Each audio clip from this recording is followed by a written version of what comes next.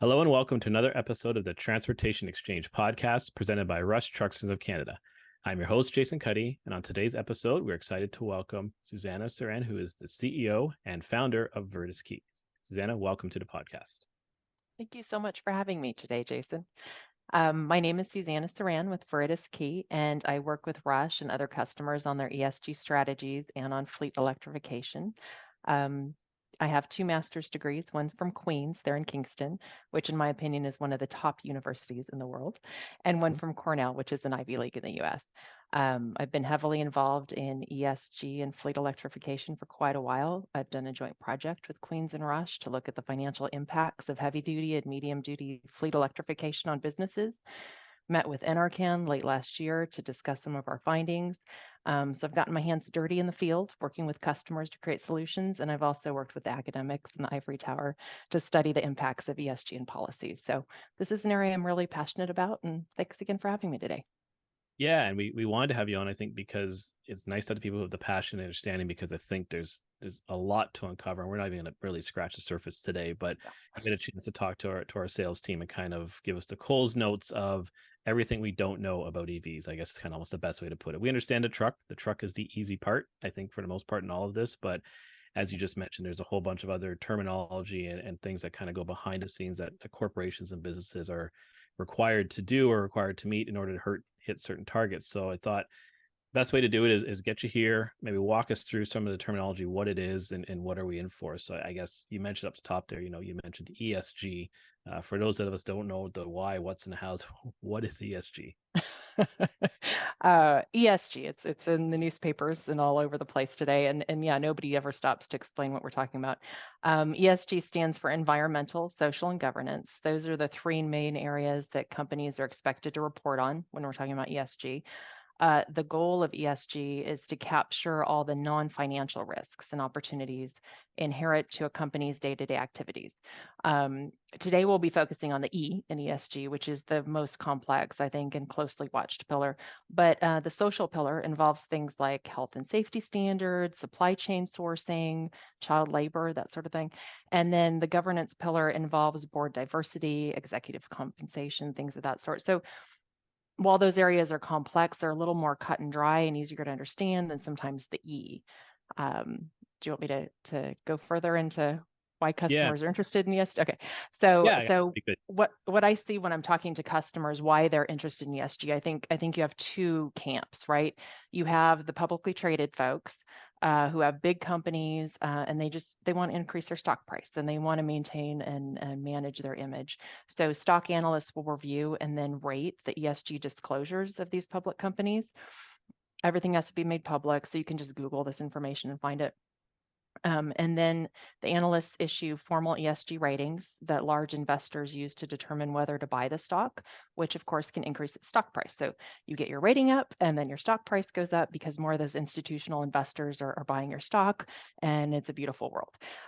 What if you're not publicly traded? That's where it gets a little trickier, because you say, oh, I'm off the hook, I'm not publicly traded. And that's not exactly true, because if you're not publicly traded, you either work for a company, work with a company that is publicly traded, you're providing with a good or service, or you work with a company that works with a company that's public, right? At the top of the food chain, you always have that public company kind of sitting there. And so you may not care about ESG, but the company at the top of the food chain cares about ESG. So what we're seeing is that vendors are requiring at least greenhouse gas emissions reporting. And we can go into this a little bit in a second, which is, again, under the E and ESG. But, and you and I were talking about this the other day, but just Google the requirements for any vendor you want to work with. If you own your own company or you work for a company, you're like, geez, I want to work with X company. And you will likely see something like, and this is a direct quote from like Unilever's site, but they all do this. We're prioritizing suppliers who have science-based emission targets in place. What does that mean? And it means that they want you to figure out your scope 1 and scope 2 greenhouse gas emissions. And not only that, you have to have reduction targets. How are you going to bring your emissions down? And that's just one big math problem. It's a lot of numbers. It's not overly complex, but it's a lot of numbers, and it takes a bit of time to pull it together, some guidance from an expert such as myself to calculate it, but it can be done. To think that you're going to avoid this because you're not publicly traded or you're not big enough, I mean, even teeny tiny companies are having to report on this. And what if you say, well, I'm not publicly traded. I don't work with publicly traded companies. I work for the federal government. I work on government contracts. Then you're in the third camp and you're just like everybody else. The Canadian government, the US government, the SEC, you name it, they either have current rules or pending rules that again require scope 1 and 2 greenhouse gas emissions to be calculated. And they also expect you to have reduction targets. And the ones that are pending with their rules, we expect those to be finalized by the end of the year. So it's moving fast. So I'm just keep telling people don't like to do stuff until it's an absolute panic. And I'm like, it's a panic. You don't think it is, but it actually is, because come the end of the year, you're going to have a hard time finding people who can help you with this stuff because we're all going to be slammed. But Right. anyway, there you go. Fair. No, that makes sense. And you mentioned a couple more terminologies, which I think, we got some rough idea of, but again, maybe walk us through understanding different levels of scope, like scope 1, 2, and you didn't mention 3, and that's a really kind of big vague one, but maybe walk us through kind of what 1, 2, and 3 are as it pertains to a business. Yeah, absolutely. So scope 1 is what they call direct emissions. And are you going to put the links up for these on the Yeah, I podcast think so people can let's look at them? yeah, we'll have links to our Okay. website you Okay. shared. So I sent Jason before the call. I sent him a link to basically a pictorial that shows all the different places that companies create emissions from. And one of those is scope 1 emissions, and those are direct. So think fleet fuel, jet fuel if you have a private jet, natural gas, refrigerants from your HVAC systems. Those sorts of things are direct emissions, and we have formulas that can calculate what your emissions from those things are. Scope 2 is from indirect emissions from purchased energy. So think electric usage, that sort of thing. So basically you sit down, how many kilowatt hours did I use this year? You have to figure out where in the grid you're using the electricity and multiply it by a factor depending on what year it is. I Gotcha. won't bore you all any more than I have to, but yeah, you get the picture. So scope 1 is direct, scope 2 is indirect. Then you have scope 3, and scope 3 is anything else you can think of, literally, in your company. So think waste, like your trash recycle generation, business travel, purchased assets, and this goes back to what we were talking about a second ago. So you're going to have to ask your suppliers to provide you with emissions from creating whatever asset or service you purchase for them and disposing it at the end of the life. They usually have very complex science-based calculations for the whole life cycle of whatever product they've sold you. And that's why I think we were talking earlier, and I said we can't go into this on the call because this would be like a 15-hour phone call, but Great. scope 3 is huge. And luckily, most people are just asking for scope 1 and 2 at this point. But keep in the back of your mind, you're going to have to do 3 at some point. But don't get too scared of it just yet. No, fair. And I think in the links that we will have attached, one of them speaks kind of different scopes. I was reading through it, and yeah, just it kind of kept going on and on. We got to 3, Oh and yeah, and it it's goes back to your massive. point before, as far as okay, maybe the non-public company, but if they work with someone who's measuring scope 3, they're going to have to be able to measure themselves in order to provide us information. Otherwise, they'll become a vendor or supplier at that point, right? Because Right, they right. it's going And to the those guys do what they need to do. Yeah, and a lot of the public companies don't have to do scope 3, but they're being proactive because the last thing they need is for it to become a requirement, which the SEC almost did earlier this year, and everybody kind of panicked. But just what they need is for it to become required, and they haven't lined up any of their vendors to provide that information, and they're going to be in big trouble. So that's why the public companies are trying to kind of get ahead of the ball. Some of them are actually calculating scope 3. Some of the OEMs are doing that at this point in our space, but not all of them, but they're aware and they're starting to collect this information. Makes sense. And it's starting to become obviously a way of conducting business, right? It's kind of like the new wave as we roll into mandates, obviously from zero emission vehicles. That's just the vehicle piece. Obviously, this is your whole business, is everything that's involved with it. So it's definitely becoming, for our world's trucking, and we think that the Yeah. truck, obviously there's going to be other features as they're going to have to measure and monitor their packaged goods, where the equipment's made, how it's getting produced, all of that, the fuel used to produce the equipment that they're using. Like Yeah. it's intense and robust, and so it's that's why I want to have you on, because it's far beyond the truck, really. Yes, yes, Yeah. but such a key piece of it because if you look at your scope one emissions for any company and you even scope one and scope two, calculate the whole thing. And I've done this a number of times. And if you're dealing with a company that has a fleet of any size, most of their emissions are going to be locked up in two things: their electric bill or their electric use, which you're in Ontario, Canada, tiny, tiny, Right. tiny emissions. But if you go to some other places, especially in the United States where they have dirtier electricity. Right. I don't think anything's quite as clean as Canada in the US. It's, that can be the other half of your emissions. So Right. you see a half and half type deal. But in Canada, three-fourths, right, is going to be due to that fuel usage. That diesel and gasoline fuel is so dirty. And so, you sit down and what's the number one thing you got to do? Oh, we got to figure out our emissions. Okay, scope one, scope two, here's our emissions. And what's the other thing we got to do? Reduction targets. Oh, shoot, how are we going to reduce? So you want to make sure you do the calculation of where are we today before you start reducing. But you could say easily, yeah, we're going to reduce our emissions by 50% in the next 10 years easily. How are you Yeah. going to do that? Well, you're going to flip your fleet to electric. There's also things we do with our customers where we upgrade HVAC equipment that cuts down on refrigerants and electricity usage, upgrade LED lighting, install solar and battery storage for resiliency. That also decreases your scope two. So there's a lot of things we can do that save a ton of money, but also cut down on emissions.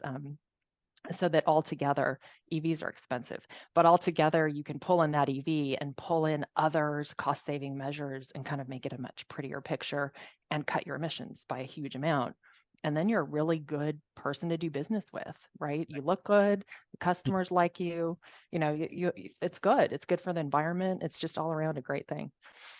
Makes sense. So then when we moved to the EVs, which is the kind of the other part why I want to have you on, was uh and we've talked about it in length with customers. We've talked about it in other podcasts and other guests is, the truck is kind of the easy part. The infrastructure Yeah. behind getting the truck sort of, for lack of words, online is really, it's not necessarily a struggle, but I think the lead times may be staggering to some people. And I think you and I were referencing, and we'll link to it as well, a Wall Street Journal article Yes. that talks about lead times. Maybe fill us in on kind of what you read and what your experience has been so far on lead times and different projects and companies you worked with.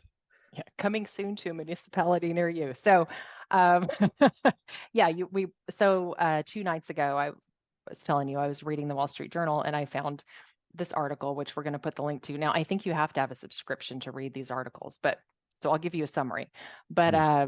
it was stating exactly what I had seen happening in the California market in the United States. But we went in Rush Truck Centers. I went in with Rush in a consultative capacity, and we went in to put in chargers in all the California locations. Okay, not a big deal. So this was 4 years ago, 5 years ago at this point. Holy cow. And they said, oh, we're looking at about a 12-month lead time to get infrastructure. And we panicked, right? We're like, shoot, if it's going to take us 12 months, our customers, it's going to take 12 months. It's the end of the world. How's anybody going to buy an EV, right? We're panicking. And then, but we drug our feet. And then they called us up and they said, now it's out to 18 months. And we're like, oh, shoot, we better get moving. And they said, and by the way, the grid is getting filled up. And I was like, what are you talking about? And they said, well, we have X amount of electricity available for any given area. And this is for all municipalities. And the utility just has a certain amount of electricity available. And once it's gone, it's gone. And so if you claim it by putting in all your chargers, then it's yours. And if you don't claim it, we can give it to somebody else. And then what happens is you move down the list and it may take 18 months to get that infrastructure in, but it won't do you any good once it's there because we have no way to power it. Wow. And we might have to put in a whole new substation to do that. And this Wall Street Journal article was great because it said, if they have to put in a substation, you're talking 5 to 10 year wait, and you're using mobile chargers with battery storage the entire time because you still want to move to EVs and you want to do what's right for the environment, but it makes it so much more complex where if you would have just been an early mover, you wouldn't have had this problem. So the electricity, piping the electricity, getting it actually to your place, where you're going to have these EVs and claiming it, putting a claim on it is so critical. And you and I were talking about EV chargers and how people are panicking, I want to make sure I pick the right charger before I do my project. it's, you wouldn't worry about the faucets in your home, right? And hold up a plumbing project because you don't know what faucet to put on. It's literally that critical. It's Yeah. absolutely critical that you claim that electricity, get it piping into your place of work. And then if you put the wrong charger, and I'm not sure what the wrong charger would be, but maybe you put on a charger that just doesn't work as well, or it has a lot of downtime, you're having some issues, you can swap it out. But what you can't do later is say, I want more electricity when it's been taken up by the guy across the street. And so, yeah, incredibly complex. I think I went off a little bit there. I'm sorry. No, but it's true. And I think it's a good way to explain it, because I think, a lot of cases we think about the chargers, and like you said, they're 12 to 18 months, and part of that, and it's the infrastructure, but it's the grid. And I think, the challenge, I think, in working at, obviously you see, but even we do on our end, as far as when we talk, to customers about it, is it's not like a federal program. It's a municipal based system, Yeah, right? So, with different municipalities for your powers. So depending on which municipality is, they could have they could be in front of it, or they could be overtaxed and overwhelmed already. So it really, yes. that time frame, although it's nice guidance and it's realistic, it'll vary completely by municipality, and that's the other struggle, is you don't have a good answer for, Yeah. here's the product, here's the time frame, let's go. It depends, where are you, how many do you need, like there's so many moving pieces to really put it all together. Yes, yeah. If you want to, people come to me and say, well, what's the cutoff at which I have a huge infrastructure project and I need to work with the utilities and make sure I have enough electricity? And I say, I don't know. It depends on your facility. If your facility has X amount of power and you're bumping right up against that, even two chargers is going to push you over and you have a major project on your hands. If you have a ton of extra space, which most municipalities don't do, it's a waste of their money to have assets sitting out there with electricity available and you're not using it. But if you do have a whole bunch, you could maybe put in 5 or 6 and be okay, right? Or maybe you're really close to a substation and it's easy to get you more power. Like it just kind of depends on who you are, where you're located, how many other companies are sucking up power around you. It's so incredibly complicated, but you don't want to be having these discussions on the back end of buying an EV. You want them on the front end. um, yeah. I agree. And And that's what we preach, for sure, is the consulting piece is really the biggest piece of this, right? Like, oh, if by you're far, looking by at it, far. let's get you in front of the experts, as far as whether it's local, whoever it is that you're working with, and start the conversation. They can start doing the legwork, like you do, as and get in Yeah, front of, say, hey, which municipality, okay, yeah, we know historically it's this, or historically it's that, or let's reach out to them, let's find out how many trucks, when are you charging them, what time of day, is it fast charging, slow absolutely. charging? I mean, there's so many different variables that'll pull, constraints on the grid, and at least then you can start getting a really good time frame and cost involved to get you where you're going to go, and then the truck can follow afterwards, type thing. Yes, absolutely. Yeah. Yeah. And you were talking about electricity usage. It just brought to mind demand charges. And this, again, this, you really need to sit down and work with a consultant or somebody who's has a specialty in this area because demand charges alone, people come to me and they say, I want the best of the best. I want a 350 kilowatt charger. I want a megawatt charger, whatever it is. Okay. But have you thought about the fact that if you pull down a megawatt all at one time, the demand charge that's associated with that will bankrupt you, Right. literally. I'm like, oh, yeah, because we want the best, but we we don't think, and I can afford the charger. Yeah, you can afford the charger. You can't afford the fuel that goes into the charger, which is electricity. So it's a dance between, you want to have enough electric capacity to fill these trucks. You need to watch how much electricity you're putting in at a time. You need maybe make sure you have battery storage on the side so you can charge them at full charge without hitting demand charges. It like I said, it's very complex and it's not just I got my truck, I got my charger, I'm off and running. There's a lot more to consider there. Yeah, the battery storage was an interesting one in reading the article, because I hadn't really considered it, like where you just used to putting a charger on site, mirrored up to the truck in kind of your application, right? How often you Yeah. need to, Yeah. and how, and you just kind of, to your point, plug and play, for lack of better words. Hmm. But the idea of battery storage is interesting, because then you can fill that up during, say, the non-peak hours, especially Yep. if you have different shifts that run and need to charge during peak hours, say during the daytime for the most part, then you can fill it up overnight, and when they come in, you can at least do the majority of charging off that storage bank, right? Well, Yeah. using cheaper electricity Yes. in peak hours, for lack of better words. And then, if you need to top up, fine, at least you're not totally bankrupt yourself, like you said, with high peak hour rate, so it's another piece of that consultation that you wouldn't get if you're just looking at the truck, right? There's another piece to Yeah. consider the infrastructure phase, as far as, hey, if I have 5 trucks, maybe we go for the storage bank as well, just to Yes. help take some burden off of everything. Yeah, absolutely. And you and I had been talking earlier about what do you just go to the utility and say we're putting in 4 trucks today? Or do Right. you go to the utility and say in 5 to 10 years, which is what I recommend, our long-term plan is to put in 100 EVs. The utility needs to know that, Yeah. right? If you go in and say, and this was in that article, I believe also, if you go in and say, I want 4 trucks, they're going to pipe you enough electricity for 4 trucks. If you say, I'm planning on having 100, they're going to start plans today for a new substation. And so again, pulling that utility in and having them be your partner in this whole thing. I get to be best friends with a lot of utilities, Yeah. and we have lots of conversations because if you're not moving lockstep with your utility company, you're going to have all kinds of problems, and it can hold up the whole project. So, yeah, a lot of moving pieces, but That's a good. it's Yeah. great for the environment, and it cuts emissions by so much. It's so impressive. Yeah, no, I mean, the technology is phenomenal on these trucks, and it's Yeah. just, even for the operators, the comfort level, the quietness. I mean, it's such a Yes. different environment from the working, but it is really cool.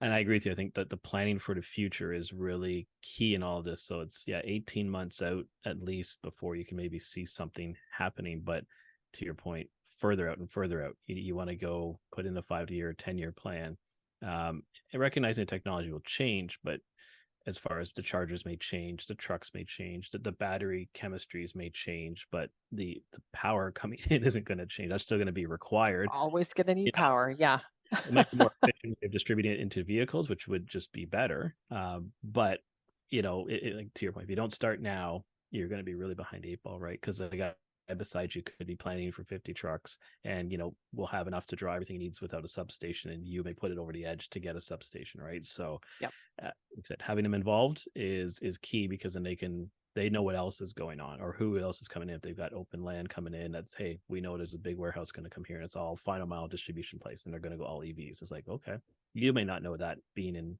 where you are, but they'll have a good idea, and they can help plan accordingly so that there is room for you to grow and meet the strategies and hit your scope 1, scope 2, and hit all the compliance levels that you need to do to service your customer, which at the end of the day is Yeah. what these guys are trying to do, right, with all this. Yeah. So it's Absolutely. huge. Yeah, so there's a lot. So yeah, so we'll link a lot of stuff we talked to in the video, especially for everyone to look at, so they can kind of reference it and kind of wrap their head around what it is we're talking about. But I think you provide a really good high level view of what else outside of the truck do people really need to understand, and what is it and why is it important. And I think knowing the scope 1, scope 2, how that it's measurable, and how are you measuring it, and understanding why companies may be asking for it, because that's probably coming a bit more often than it has been in the past, as people are probably looking Yeah. for give me some measurements. What is your plan? What is your reduction? A lot of people are probably just getting used to maybe thinking about having an EV, let alone Yes. measuring its impact in Yeah. Yeah. So it's good. We want to let everyone know, hey, here's what's coming. And to your point, it's coming faster than people think, but it is coming, right? Yes. So at least they got a general idea of what's involved, what's about, some resources on where to find a little bit more. So yeah, I think that was great and informative, and thank you for sharing that with us. I appreciate it. Thank you so much for having me. Excellent. Well, that concludes today's episode. I want to thank Suzannah for joining us today. And to catch up on past episodes, check out transportationexchangepodcast.ca. And until next time, thanks for listening.